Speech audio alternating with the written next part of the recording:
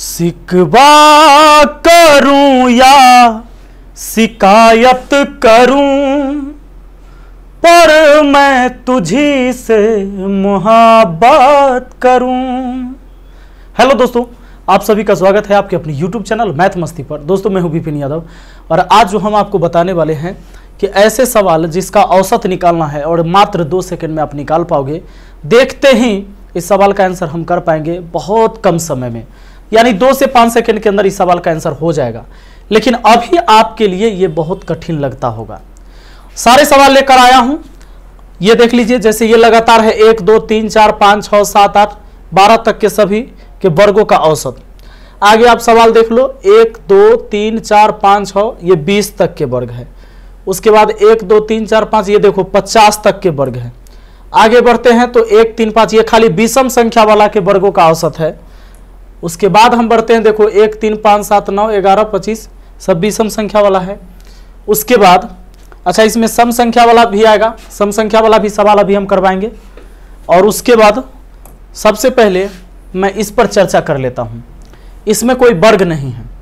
ये क्या है, 1 2 3 4 5 लगातार 50 तक के संख्या के वर्गों का औसत, सॉरी वर्ग नहीं है। 1 2 3 4 5 6 7 8 9 10 50 तक के प्राकृत संख्या का औसत।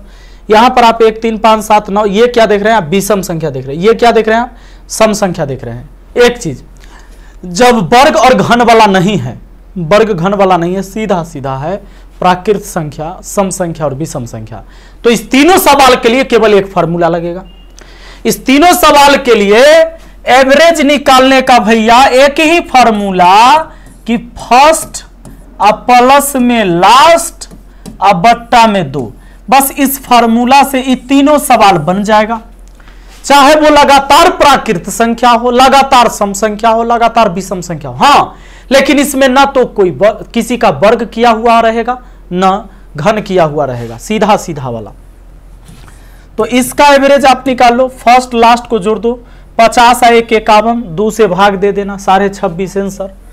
1 + 50 1 + 50 बट्टा 2 यानी जोड़ के हुआ 51 बट्टा 2 26 25 दूना 50 25 25.5 ना, ये हो जाएगा, ये हो गया 25 दूना 50 और एक और 51 हो गया। चलिए आगे बढ़िए। इसका औसत 1 3 5 7 9 11 13 15 कहां तक है, 99 तक।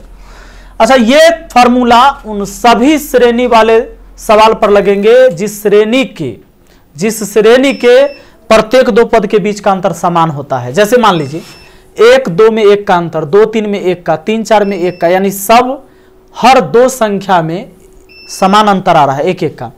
इसमें 2 2 का, इसमें देखो 2 का, इस दोनों में 2 का, इस दोनों में 2 का, ऐसे इसमें भी 2 2 का अंतर। यानी कि जब कोई भी श्रेणी ऐसा रहे कि प्रत्येक 2 पद के बीच का अंतर समान रहे, या तो वो अंतर 1 का हो सकता है, 2 का, 3 का, 4 का, कुछ का, कोई भी अंतर रहे, समान रहना चाहिए उस श्रेणी में। फर्स्ट प्लस लास्ट बट्टा 2, इसका भी एवरेज वैसे ही निकाल देंगे। फर्स्ट प्लस लास्ट बट्टा 2, 99 1 100 और 100 को 2 से भाग दे दिया तो कितना आ गया, 50 आपका आंसर। आगे इसका एवरेज देखिए, एवरेज फर्स्ट लास्ट को जोड़ेंगे, 2 से भाग देंगे, फर्स्ट लास्ट जोड़िए, 2 + 80 बट्टा 2 ये होता है आपका 82। 82 को 2 से भाग दिया 41। तो इतना क्लियर हो चुका होगा आपको कि इस एक फार्मूला से हम तीनों सवाल बना सकते हैं। केवल फर्स्ट प्लस लास्ट बट्टा 2 करना है। कैसे सवाल बनेंगे आपको पता चल गया होगा, या तो वो लगातार प्राकृत संख्या हो, या लगातार सम संख्या हो, या लगातार विषम संख्या हो, इन तीनों पर लगेगा। अब हम बढ़ते हैं जो हमें करना था, जो चीज हम आपको सिखाने के लिए आए हैं। ठीक है, चलिए ये सवाल आपके सामने। दोस्तों एक बात आप बता दो जरा, एक बात जरा बता दो कि अगर हम आपसे ये कह दें कि जरा बताओ तो कि 40 और 60 का औसत क्या होगा, तो आप इतना जानते होंगे कि एवरेज के लिए फॉर्मूला एक होता है योग बट्टा n। ये सब पर लागू होता है, चाहे वो किसी भी प्रकार का सवाल क्यों ना हो, योग बट्टा n। यानी अगर 2 संख्या है, दोनों को जोड़ के 2 से भाग दे दीजिए। n का मतलब नंबर, वो कितने संख्या को आपने ऐड किया। 2 संख्या है, 40 और 60 को जोड़ देते हैं तो 100 हो जाता है, और 100 को 2 से भाग दे देते हैं तो औसत कितना हो जाता है, 50। अब जरा ध्यान दें, अगर हम 3 संख्या जोड़ते तो 3 से भाग, 4 संख्या जोड़ते तो 4 से भाग, 5 संख्या जोड़ते तो 5 से भाग। लेकिन एक बात बताइए कि क्या इसको जोड़ना आसान है? अगर 1 का वर्ग हम निकालें तो 1 ही होगा, लेकिन 2 का वर्ग 4 होगा, 3 का वर्ग 9 होगा, 4 का वर्ग 16 होगा, 5 का वर्ग यानी 5 का स्क्वायर 25 होगा, 6 का 36 होगा, 7 का स्क्वायर 49 होगा, 8 का स्क्वायर 64 होगा, 9 का स्क्वायर 81 होगा, 10 का 100 होगा, 11 का 121 होगा, 12 का 144 होगा। अब इन सब को ऐड करेंगे, जब आप इस सब को ऐड करिएगा तो सोच के देखिए कि कितना टाइम आपका बर्बाद हो जाएगा ये ऐड करके। और कितने संख्या है? 12 संख्या, तो 12 से भाग दीजिएगा, आपका औसत निकल के आएगा। लेकिन ये आपको बहुत समय लग जाएगा। दोस्तों आप ये काम ना करना, आपको क्या काम करना है वो मैं बताता हूं। ऐसा सवाल जब भी आता है तो एक फार्मूला याद रखना कि वो लगातार प्राकृत संख्या के वर्गों का औसत, ये लगातार प्राकृत संख्या इसके वर्गों का औसत, इसके लिए फार्मूला याद रखना है कि n+1 लिखना है, फिर ब्रैकेट के अंदर 2n+1 लिखना है, ठीक है। अब बट्टा में 6 कर देना है बस। n का मतलब हुआ लास्ट वाला नंबर, n का मतलब हुआ आपका लास्ट वाला नंबर, n का मतलब लास्ट नंबर, ठीक है। लास्ट नंबर कौन है? 12। यहां 12 रखिएगा, 1 जोड़िएगा तो 13 हुआ। ब्रैकेट है यानी ब्रैकेट का मतलब गुना, 12 रखिएगा, 12 दूना 24, 1 कितना हो गया भैया? 25। अब बट्टा कितना? 6। अब इसको गुना कर दीजिए, ये आपका हो जाता है 325। अब बट्टा 6, अब भाग देंगे तो 6 5 30, शेष बच गया 2, 2 पर 5 25, 6 चके 24, शेष बचा 1, तो दशमलव दे दिए 10 हो गया। 6 1 कम 6, शेष बच गया 4, 4 पर 0 40, तो 6 1 36, यानी ये 54.16 लगभग आ जाएगा। ये आपका आंसर हो गया इसका। तो यही रहेगा, आपको ऑप्शन में दशमलव के बाद 2 अंक तक हमको जाना है और ऑप्शन में दिया हुआ रहेगा, आप आंसर कर सकते हैं, वरना आप इसका वर्ग निकाल कर और जोड़ते रह जाएंगे, आपका समय बर्बाद हो जाएगा। तो चलिए आगे बढ़ते हैं और देखते हैं इस सवाल को बनाकर देखिए जरा। 1 2 3 4 5 6 कहां तक है? 20 तक है। फॉर्मूला आपको याद रख लेना है कि एक बार n में 1 जोड़ना है, फिर 2n में 1 जोड़ना है, अब बट्टा 6 करना है। यह एवरेज के लिए फॉर्मूला, ये लगातार प्राकृत संख्या के वर्गों का औसत निकालना हो तो इसको लगाएंगे। देखिए n के जगह हम क्या रखेंगे? 20। n के जगह 20 रखेंगे तो 20 1 हो जाता है 21, ब्रैकेट मतलब गुना, 20 दूना 40 1 41, अब बट्टा में 6। दोस्तों 3 से काट दे तो 3 दूना 6 और ये 3 सत्ते 21, ऊपर गुना करते हैं 7 7 चौके 28, 287 बट्टा 2, यानी 143, 143.5 हो जाएगा हमारा आंसर। ये हो जाएगा आपका एवरेज। तो अगर आप सोचो इसी को अगर 1 का वर्ग 2 का वर्ग 3 का वर्ग करके निकालते तो मुश्किल हो जाता, ज़्यादा समय लगता। हाँ, अगर आप चाहते हो इसका योग निकालना तो योग निकालने का भी फार्मूला है। वो योग निकालने का है n into n+1 into 2n+1 अब बट्टा 6। अब क्या हुआ है? बट्टा 6। इस औसत में केवल यही n को हटा दिया गया है और बाकी जो हो गया वो औसत के लिए फार्मूला हो गया, ठीक है। उसी फार्मूला से यह योग वाला के लिए n हटा दिया, बाकी वही चीज है, ये देखिए। चलिए आगे बढ़ते हैं। ये तब लगाते हैं जब 1 से लेकर 20 तक की संख्या के वर्ग निकालना होता, सॉरी वर्गों का योग निकालना होता, तो 20 तक निकाल लेते, योग निकाल के फिर 20 से भाग देते। यहाँ क्या करना है? n का मतलब लास्ट वाला नंबर लेना है, लास्ट वाला नंबर 20 था तो 20 1 21 और 20 दूना 40 1 41 बट्टा 6, बस हो गया आपका आंसर। आइए अब आगे हम बात करते हैं 1 2 3 4 5 6 7, इसका तो आप लोग बना लेंगे, मुझे उम्मीद है कि आप बना लेंगे। एवरेज निकालने के लिए आपको क्या करना है? बस फार्मूला याद करिए, n+1 इंटू 2n+1 अब बट्टा में 6, ये लगातार रहेगा। तो केवल यहाँ n लगा देते तब तो इस सब का योग हो जाता, n हटा दिए हैं। चलिए, और अगर आप ये फार्मूला याद रखे होंगे, ये वाला फार्मूला याद रखे रहे होंगे योग निकालने के लिए, तो आपके लिए मुश्किल नहीं है, केवल हमने यहाँ से n हटा दिया है, बस इसका औसत निकल जाता है। अभी मैं आपको चेक करके भी बताऊंगा कि क्या सच में ऐसा होता है, इतना आसान है। पहले चलिए इसका हम काम कर लेते हैं। 50 और 1 यहाँ हो जाता है आपका 51, और 50 दूना 100 और 1 101, अब बट्टा हो गया आपका 6। यहाँ 50 रखे, 50 दूना 100, 101 बट्टा 6। अब काट सकते हो 3 से, 3 दूना 6 और 3 से काट 17 तिया 51, 17 तिया 51, 50 1 यहाँ 51, ठीक है। अब 17 से 101 को हम गुना कर देते हैं, तो चलिए 1 से गुना करेंगे 17 में, तो 17 इकाई 17 हासिल 1। अब देखो तो बस यहाँ उतर गया, 0 से गुना होगा। अब 17 इकाई 17, 1717, अब बट्टा 2, इसको भाग लगा दीजिए, तो 2 8 16 शेष 1, 2 8 16 शेष 1, 1 पर 1 तो 11, 2 5 10, फिर 1, 1 पर 7 17, 2 8 16 और 1 तो 2 5 10, यानी 858.5 ये आपका एवरेज हो जाएगा। हो सकता है कि आपको ये चीज़ निकालना प्रोसेस से आप इसे चेक नहीं कर सकते, तो चलिए एक चेक कर लेते हैं कि क्या ये सही है। दोस्तों हम इस पर चेक कर सकते हैं, 1 का वर्ग, 2 का वर्ग, 3 का वर्ग, चलो 4 का वर्ग और 5 का वर्ग, यहीं तक लेके चेक कर लेते हैं। इसका अगर औसत निकालते हैं तो कैसे निकालेंगे, सबको जोड़ देंगे और जोड़ के और जितना संख्या है उतना से भाग दे देंगे। चलिए 5 संख्या था, 5 से भाग दे दिए। ये तो भाई जनरल फार्मूला ही तो सब पर लगता है, लेकिन ये फार्मूला हम इसलिए नहीं लगाते कि अगर बड़ा संख्या हो तो वहां तक जोड़ना बड़ा मुश्किल है।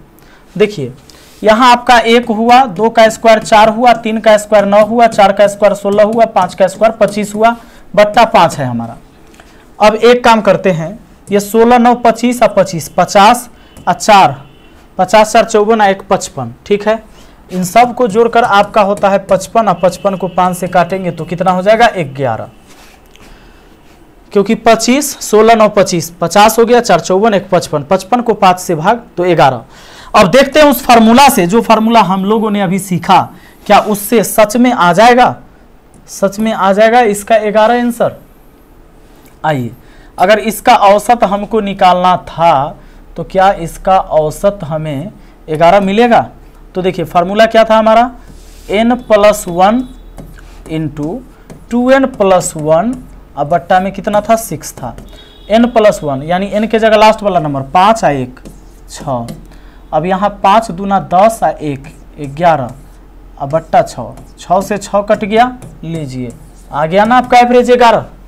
तो या तो आप वैसे करते तो बहुत समय लग जाता। मान लीजिए कि हम 5 तक रखे थे, फिर भी ज़्यादा समय लगा था, और अगर ये रहता 50 तक, ये रहता 55 तक, 100 तक रहेगा, हालांकि रहता है 25 तक, 15 तक, 18 तक, 30 तक, लेकिन वैसे निकालिएगा जोड़ जोड़ के मुश्किल हो जाएगा, आप समय बहुत बर्बाद कर लेंगे। तो ये डायरेक्ट आप देख लिए। आइए अब कभी कभी क्या कहेगा आपसे ऐसे कहेगा, चलिए आगे अभी हम बात करेंगे, पहले तो अभी प्राकृत संख्या वाला पर सम विषम सब चर्चा करेंगे। आइए अब ये देखिए 1 3 5 7 9 11 13 15 17 19 है, तो ये लगातार है। तो अब इसमें हम क्या लगाएंगे जरा ध्यान दीजिए, क्योंकि ये तो 19 तक गया है, तो इसके लिए हम फार्मूला यहां पर इस्तेमाल करेंगे। लिखिएगा एवरेज के लिए n इंटू n+2 अब बट्टा 3 लिखिएगा, ये हो जाएगा एवरेज। अगर ये लगातार विषम संख्या है तब ये विषम संख्या वाला पर ये लागू होगा। n के जगह लास्ट वाला विषम नंबर, n का मतलब है लास्ट विषम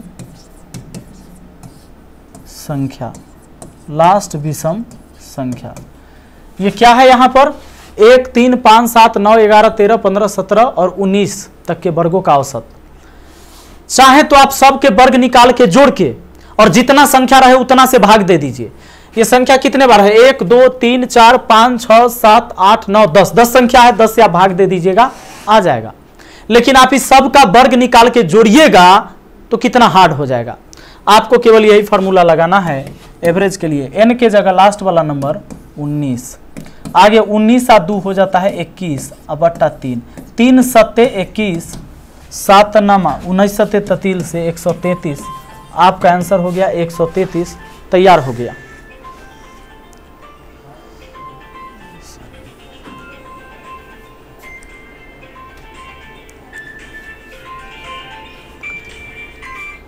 चलिए ध्यान दीजिएगा, हम आते हैं अगले सवाल पर।